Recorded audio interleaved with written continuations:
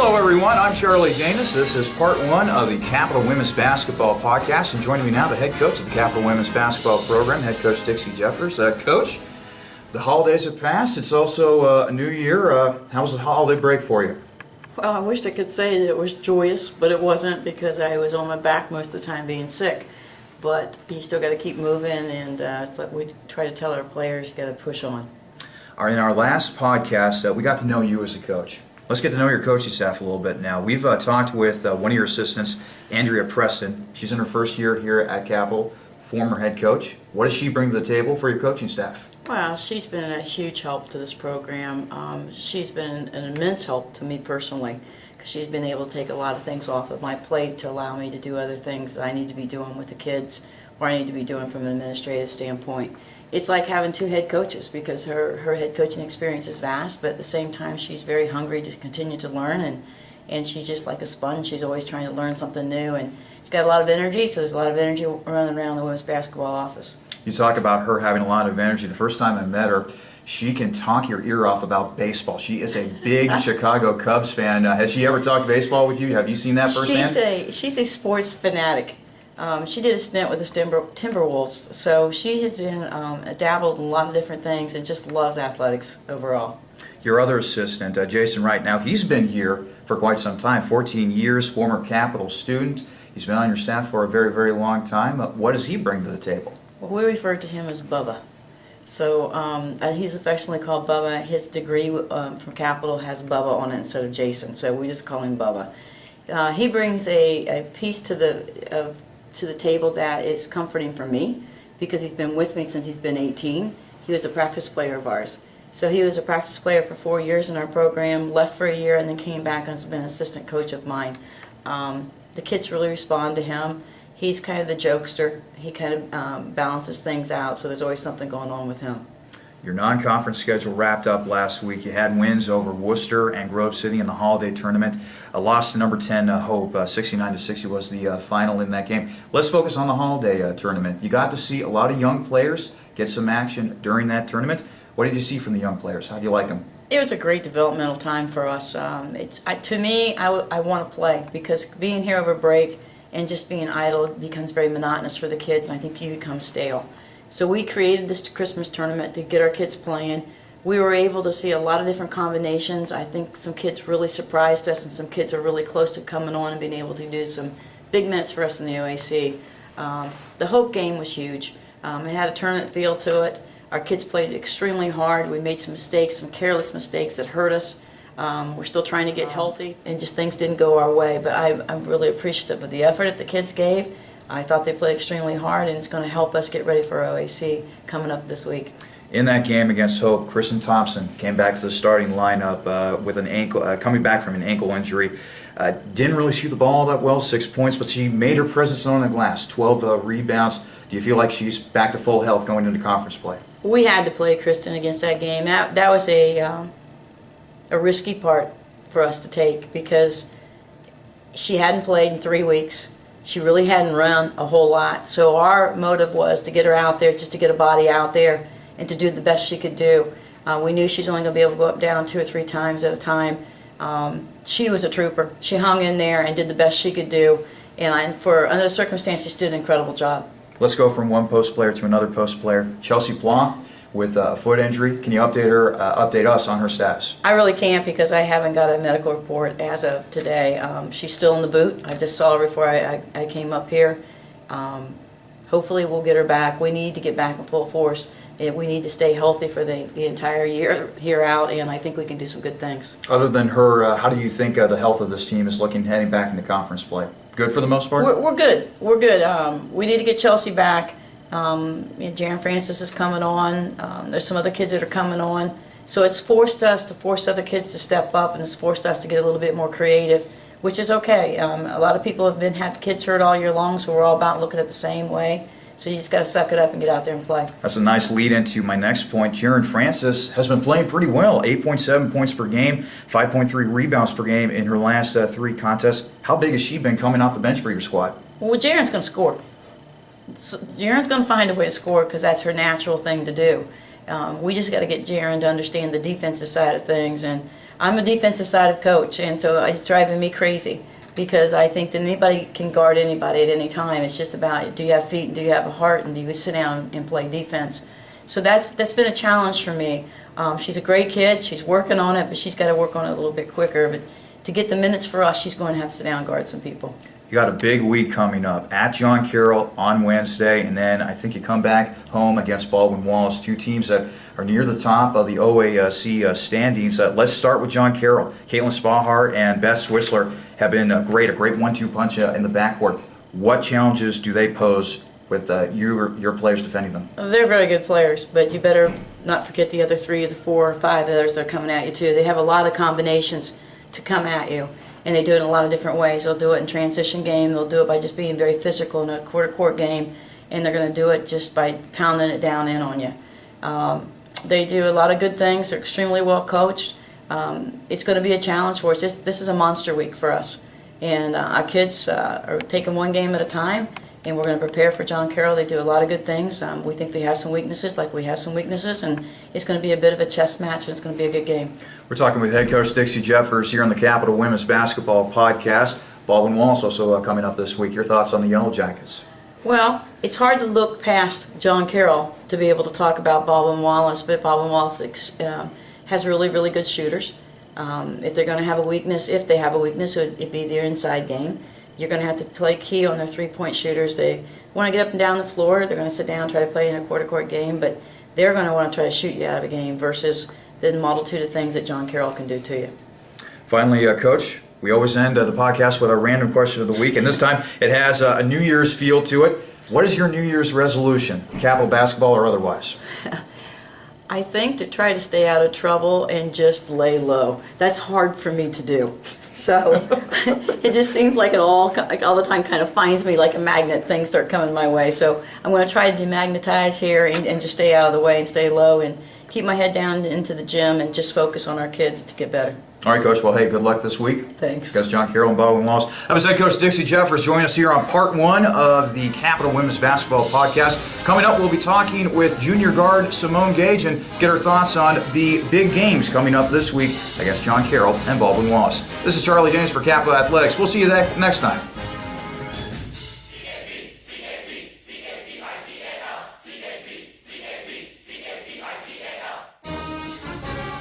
Hello everyone, I'm Charlie Dania of Capital Athletics, and this is part 2 of the Capital Women's Basketball Podcast. Joining me now, the junior point guard for the Capital Women's Basketball squad. That would be Simone Gage. Simone, thanks so much for taking some time out of your day to be with us. No problem. So, how were you introduced to the game of basketball, and what do you enjoy about it the most? Well, I have an older sister. She's 2 years older than me, and so she started playing at a young age. She was about 4th grade. She was about 6th grade. I was in the 4th grade. So I've been watching her play, and I grew up with her, and actually I got to play up in her grade group when I was younger. So that's how I got introduced to it. I mean, it's just been like a big influence on me. I love it.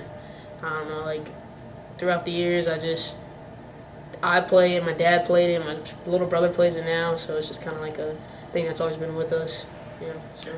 You went to Chaminade Julian High School in Dayton, Ohio. By the way, representing 937. Yeah. I'm also a Dayton native as well. And looking back at Chaminade Julian, there have been some great players that have come through there. Brandy Hoskins, Tamika Raymond, Megan Duffy. Those are all players that now play in the WNBA. How would you describe the honor of being a CJ Eagle? Oh, it's huge. It's a huge honor because they actually came in and talked to us, and it's crazy when you get to see you understand that those girls came exactly where you came from. Like, they played at the same school. They understand the morals and the relationship, the spiritual connection you have. So it's awesome. I mean, I respect them, and I loved watching them play, and it's even better when they come in and help out. So after your high school playing days, you come here to Capital. Why Capital? What drew you to Bexley? Well, Capital, it was not my first choice at all. Something that was really random for me. Came in one day, and they said they needed a point guard, and so came in and met with Coach and talked to Coach, and then I was like, this is where it's at. Just talking to Coach Jeffers.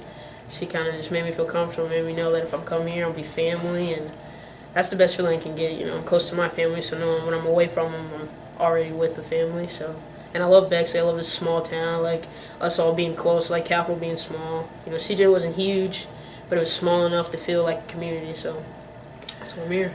So, your head coach, Dixie Jeffers, she can be animated.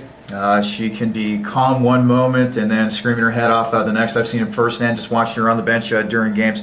What's it like playing for her? It's a lot of fun. It's very intense. You know, she wants to win. You know, she gives 100% effort every time. You know, no matter what's going on, she's after it. And I respect that and I like that because I like going out there and giving my 100%. You know, playing for her is, you just got to bring your all. I mean, she expects you to bring your all, and if you don't, you know, you're sitting, or you know, you're working harder to do what she's asking because you want to help her, you want to help your teammates, you want to help the rest of the coaching staff. I mean, but it's always an adventure, and I love it. You alluded to it earlier in this interview. You play point guard, and obviously you got to be the floor general. You have to direct traffic. You got to point out where girls have to go on specific spots of the floor. I'm wondering where did that leadership come from, and what's the enjoyment that you take out of that? Meaning that you have to be the point man, you have to get everybody organized for that next offensive possession, or even when you're in transition, running the floor. I don't know, like kind of always have, you know, been a leader, I guess, in my friend group, I guess you could say, and then like playing since I was in the 4th grade, I've just always been running point. You know, I've never ran another position, and even if I did get off to the 2 guard for a second, they always brought me back. And I don't know, like talking to some of my coaches in the past, they just say like, you're a leader, Simone, like you have to, you know, I took that job and I've, you know, owned that role, and I love it because I like being able to lead my teammates. You know, I like them looking up to me, and sometimes it gets tough, yeah, but then when I'm down, they'll pick me up. So, I mean, I wouldn't want to be in any other position. This season, you've had to have dealt with a hamstring injury, and it's one of those injuries where you have good days, and then sometimes you have really bad days. You can have a flare-up during the middle of the game. I'm wondering, where are you at health-wise as we get back into OAC play? I'm good. I'm ready to get back at it. Like I said, I've been in the training room getting treatment, so I'm taking care of myself as best I can so that, you know, I can give 100%, you know. But by game time, I'm ready. I'll be there giving my full 100%. So. You embrace that leadership role. With this team, there's only one senior, Shelby Sheets. Everybody else seems like everybody else is an underclassman, a lot of freshmen, a lot of sophomores. Have you embraced that role of being a leader for these young people? And has it been a good experience? Have they been receptive this season? Oh, yeah. I just trying to help Shelby because, you know, it's tough being the only senior. And I think they respect us more than anything. And, you know, I'm there to just guide them and, like, help them and push them and make us better. So, I mean, we've been very receptive. You know, that's being respectful, you know, respect each other, holding each other accountable for our mistakes and everything like that. We've been doing that. And I think the freshmen have been doing a great job at it. Sophomores, you know, even my junior classmates, like, we get on each other. And I mean, that's just a part of it. We're all being leaders in our own way. You know, a follow-up to that, it's a long basketball season. I'm sure at first those young players look like deer in the headlights a little bit, trying to get used to the speed and the physicality, especially of the Ohio Athletic Conference. What's been the biggest change that you've seen from the underclassmen from the start of the season up until this point now? I have to say resilience. We've been through a lot. I mean, you know, just going through our ups and downs. Injuries have been kicking us in the butt, you know, this year. But I have to say, like, our freshmen stayed focused. You know, they see us focused, so they continue to be focused. And I think that's just growing up throughout the year. And that's, you know, from the beginning of the year, they're scared, but there's a lot of freshmen that are stepping up and doing what they have to do. And that's not only in the games, but in practice, too, pushing us to make us better. As I mentioned, you're going to be going back into OAC play pretty soon. We'll get to the matchup with John Carroll in just a moment. But as we get back into conference play, what are some areas that you and the rest of your teammates need to improve in order to kick it into overdrive and start conference play on a high note once again? We definitely need to do the little things. Getting rebounds.